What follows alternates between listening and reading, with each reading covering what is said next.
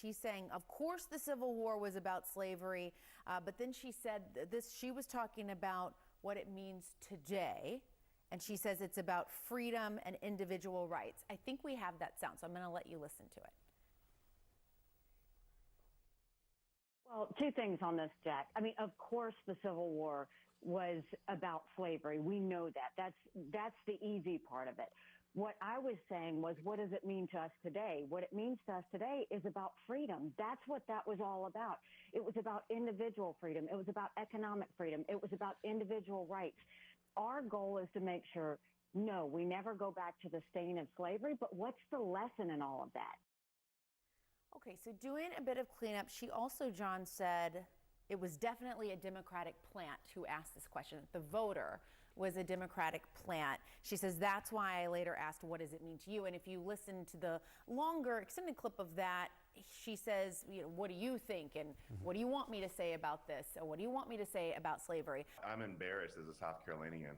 I think that this is when Nikki Haley gets in trouble. And everybody who knows Nikki Haley knows that she's immensely talented when it comes to just the skill set of politics. However, she gets into this thing where she doesn't really stand for much, and she turns herself into a pretzel on very, very simple issues, simple questions. And the fact remains that she's from South Carolina. We know that when we seceded from the Union, the first line of that order of secession actually dealt with non-slave holding states having hostility towards slavery.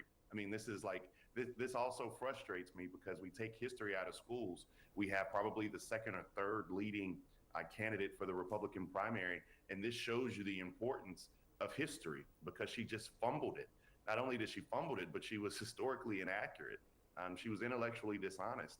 And so for Nikki Haley to do that on one breath and then champion taking down the Confederate flag and all of these other things in South Carolina, it doesn't really match. She needs to get her story together. And her response this morning was just utterly disappointing.